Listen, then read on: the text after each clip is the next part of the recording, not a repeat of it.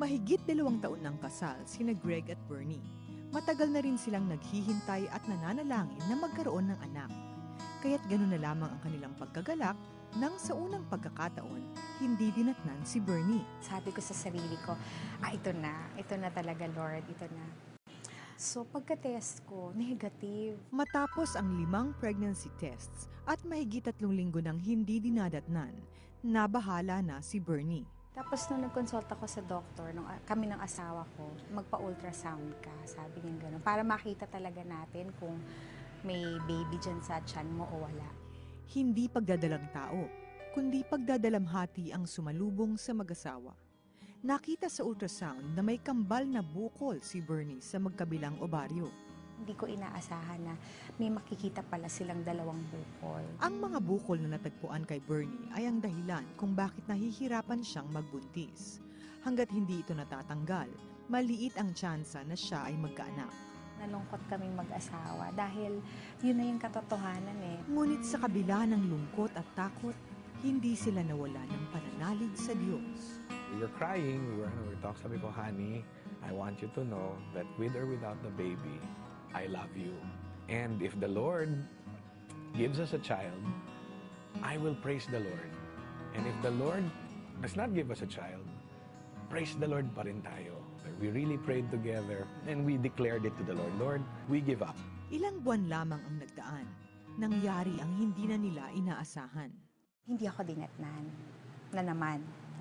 Hindi na ako na-excite dahil alam ko na may problema ako eh. And I remember she really took a while before we agreed to test. Tapos nung nag-check ako, talagang positive talaga siya.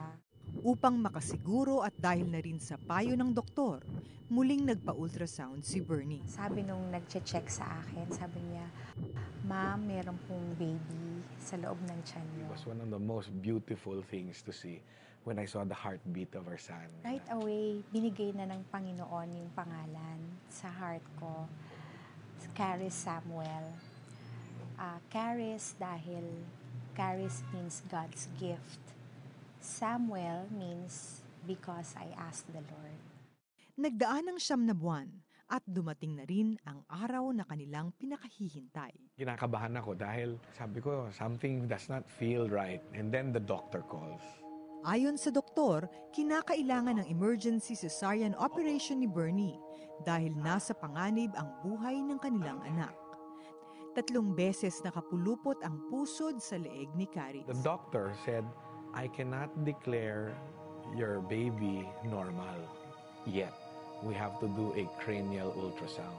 Dahil sa 3 cord coils sa leeg ni Charis, abnormal ang laki ng kanyang ulo at mahina ang pangangatawan.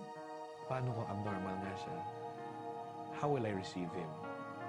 And then, I had to really stop and answer it honestly. Lord, okay, I will love this child, no matter if he was abnormal or what. But then, I will pray against abnormalities. I will pray against the problems.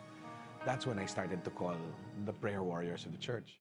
Dahil photographer si Greg, oras-oras niyang kinukunan ng litrato si Charis. Nakaka-amaze pero hindi ko maipaliwanag kasi nung una, parang ang laki-laki ng ulo niya. Pero habang kinukunan namin siya ng picture, parang lumiliit yung ulo niya. Then the next day, first thing in the morning, I meet up with the doctor in the hallway and the doctor said, he is normal. Bukod sa normal si Charis, may isa pang hindi inaasahang milagro na ginawa ang Panginoon. Nang operahan si Bernie, nagpasya si Greg na ipatanggal na rin ang mga bukol sa obaryo ng asawa. Ngunit nang hanapin ng doktor, hindi na niya makita ang mga bukol. Talagang ibinuhos ng Panginoon yung mga miracle niya all in one outpouring. I had the baby, my cysts were removed, and my baby was declared normal. 4 na taon na si Charis Samuel, masigla, malusog at walang bakas ng kanyang pinagdaanan.